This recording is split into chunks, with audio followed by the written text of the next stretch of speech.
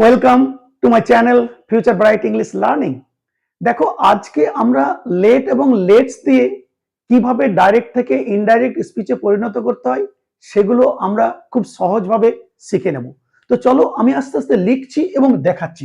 দেখো, প্রথমে আমি লেট দিয়ে দেখাচ্ছি। লেট দিয়ে, এই লেট এবং লেটস দিয়ে আমরা যে সেন্টেন্সগুলো তৈরি করি, মনে রাখবে সেগুলো কিন্তু সবই ইম্পারেটিভ সেন্টেন্সের উদাহরণ। তো চলো প্রথমে লেট দিয়ে দেখে নাও। যেমন ধরো, he said let me do it। এই দেখো, সে বলল আমাকে এটা করতে দাও। তাহলে এখানে দেখো, শুধু লেট দিয়ে কিন্তু আমার সেন্টেন্স শুরু হয়েছে। শুধু লেটস বা লেটাস কিন্তু নয়। শুধু লেট থাকলে মনে রাখবে আমার এই সেড বা সেড টু সমান হয় রিকোয়েস্টেড করতে হবে কিংবা উইজড করতে হবে। যে কোনো একটা, হয় রিকোয়েস্টেড কিংবা উইজড। যদি লেট থাকে তাহলে করছি হি উইজড বা হি রিকোয়েস্টেড। হি উইজড করলাম, হি উইজড। কিংবা রিকোয়েস্টেডও করতে পারো, আর E Q U S T D. লেট থাকলে সেড বা সেড টু সমান হয় উইজড করবে কিংবা রিকোয়েস্টেড করবে। এরপরে মনে রাখবে, আগের ইম্পারেটিভ সেন্টেন্স গুলোতে আমরা টু ব্যবহার করেছিলাম, কিন্তু এখানে আর কিন্তু টু ব্যবহার হবে না। এখানে অবশ্যই দ্যাট ব্যবহার করতে হবে। দ্যাট লেখো, লিখলাম দ্যাট। এরপরে দেখো, তোমাকে সাবজেক্ট নিয়ে আসতে হবে। কোন সাবজেক্টটি? দেখো, সে বলল আমাকে এটা করতে দাও। তাহলে এখানে আমাকে বলতে কে? না, হি বলেছে, সেজন্য এই মিটা হচ্ছে হি। তাহলে সাবজেক্ট লিখো দ্যাট হি। এবার মনে রাখবে, লেটটা সবসময় কিন্তু মাইট হবে। MIGHT, MIGHT। তাহলে that he might do it, যা আছে তাই লিখে দাও। তাহলে হি wished that he might do it, বা he requested that he might do it. এটাকে আমরা আরেকটু অন্যভাবেও করতে পারতাম। কি সেটা? হি উইজড, এটাও বলতে পারতাম he wished that he might be allowed, ALLOWED, allowed to do it। এটাও আমরা বলতে পারতাম হি উইজড, সে ইচ্ছে করলো, বা হি রিকোয়েস্টেড, সে অনুরোধ করলো, that he might be allowed to do ইট, তাকে যেন এটা করতে দিতে অ্যালাউ করা হয়, অনুমতি দেওয়া হয়। সুতরাং আমরা এই দুটো ভাবেই কিন্তু করতে পারি। তবে আমার মনে হয় এইটা তোমাদের একটু কঠিন হয়ে যাবে, একটু বড় হয়ে যাচ্ছে, সেই জন্য খুব সহজেই এই প্রথমেরটা করলেই ভালো। হি wished that he might do it, কিন্তু এটাও তুমি কিন্তু করতে পারো, he wished that he might be allowed to do it. আরো উদাহরণ দিচ্ছি। যেমন ধরো, হি সেড, আমি হি লিখছি, তোমরা যে কোনো লিখতে পারো। He said let me take a cup of tea, a cup of tea। সে বলল আমাকে এক কাপ চা খেতে দাও। তাহলে নিশ্চয়ই বুঝতে পারছো, এটা অনুরোধ বোঝাচ্ছে। তাহলে আমি কি বলবো? আগেই বলেছি রিকোয়েস্টেড করতে পারি, উইশড করতে পারি। তাহলে হি রিকোয়েস্টেড করলাম, হি রিকোয়েস্টেড। এবারে দ্যাট বসবে, দ্যাট মিটাকে আবার হি, তাহলে দ্যাট হি। লেটটা কি করবে? মাইট করো, দ্যাট হি মাইট। এবারে যা আছে তাই, take a cup of tea. He requested বা he wished that he might take a cup of tea.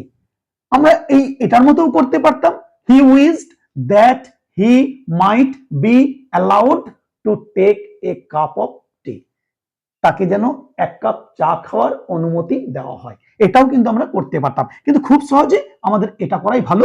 He requested বা he wished that he might take a cup of tea. সুতরাং আমরা খুব সুন্দরভাবে বুঝতে পারলাম, শুধু লেট থাকলে যেখানে প্রস্তাব বোঝায় না, শুধু লেট থাকলে আমার সেড বা সেড সমান উইজড কিংবা রিকোয়েস্টেড করবে, তারপরে দ্যাট নেবে। দ্যাট নেওয়ার পরে তুমি সাবজেক্ট দেখবে, পার্সন দেখবে, কে কার কথা বলা হয়েছে, এখানে যা থাকবে সেটা তুমি দেখে নেবে। এখানে যেহেতু হি এর কথা বলা হয়েছে সেজন্য সাবজেক্টটি নেবে, হি নিয়েছি, তারপরে লেটটাকে মাইট করে যা আছে পুরোটাই কিন্তু লিখে দেবে। সেটা খুব সুন্দরভাবে আমরা বুঝে গেলাম। এরপরে দেখো লেট আস দিয়ে কিভাবে করবে। লেট আস, চলো লেট আস বা লেটস, তোমরা জানো লেট আসকে আমরা সংক্ষেপে লেটস বলে থাকি। যেমন ধরো he said to me, he said to me, he said to me let us go out for a walk, for a walk. সে আমাকে বলল চলো হাঁটতে বেরোনো যাক। দেখো এই লেটাস দিয়ে একটা প্রস্তাব বোঝাচ্ছে, সাজেশন বোঝাচ্ছে, প্রপোজাল বা সাজেশন বোঝাচ্ছে। সেই জন্য আমরা এই সেড বা সেড টুতে কি করতে পারি, যদি সেড টু থাকে প্রপোজ টু কিংবা সাজেস্টেড টু, আর শুধু সেড থাকলে প্রপোজড কিংবা suggested. He said to me let us go out for a walk.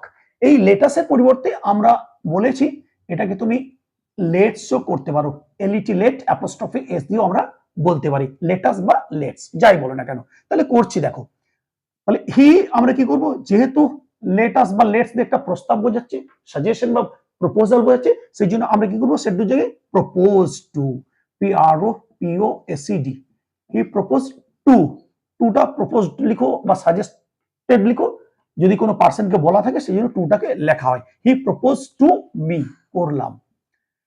That কিন্তু বসাতে হবে, আগেই বলেছি লেট দিয়েই করো বা লেটস দিয়েই করো, দ্যাট কিন্তু বসাতে হবে, দ্যাট।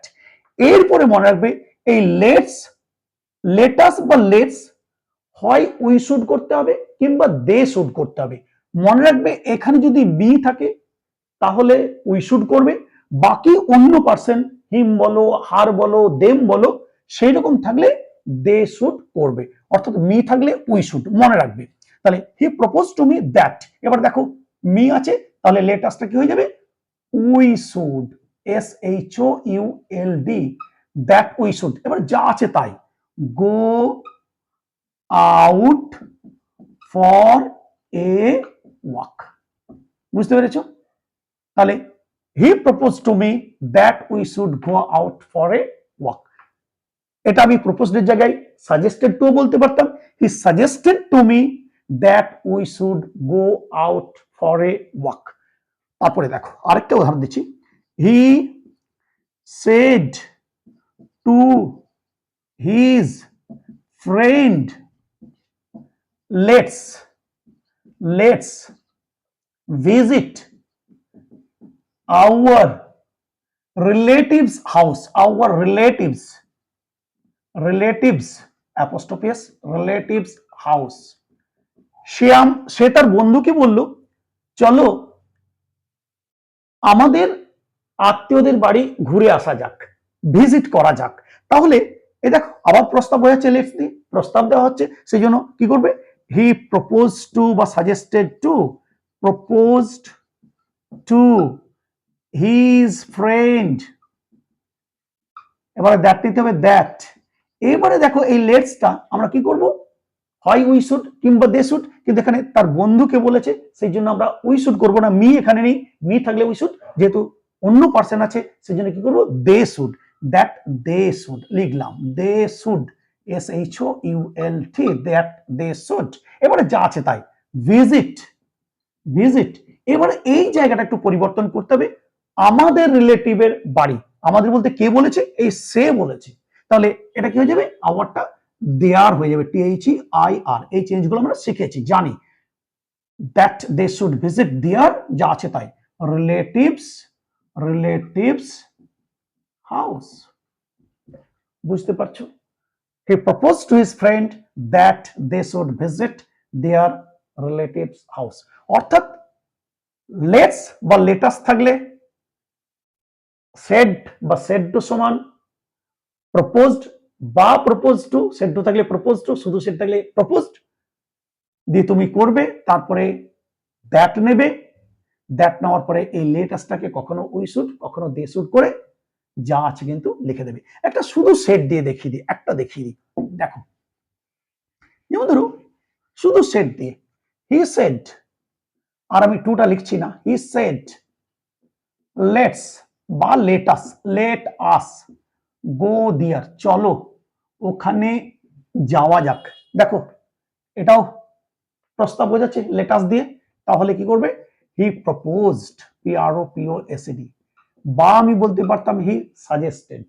এবারে আর টু হবে না কিন্তু, যেহেতু কোনো পার্সন নেই, দ্যাট লিখলাম। এবারে লেটাসটা হয় উই শুড কিংবা দে শুড, কিন্তু এখানে পার্সন আমার প্রপারলি মেনশন করা নেই, তাহলে আমি যা খুশি কিন্তু লিখতে পারি। দ্যাট দে শুড করে দিলাম, দ্যাট দে শুড। এবারে যা আছে তাই, গো দিয়ার। বোঝা গেছে?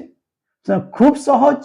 শুধু লেট থাকলে সেট বা সেট টু সমান উইস্ট করবে, দ্যাট নেবে, লেটটাকে পার্সন নেবে, লেটটাকে মাইট করে যা আছে লিখে দেবে।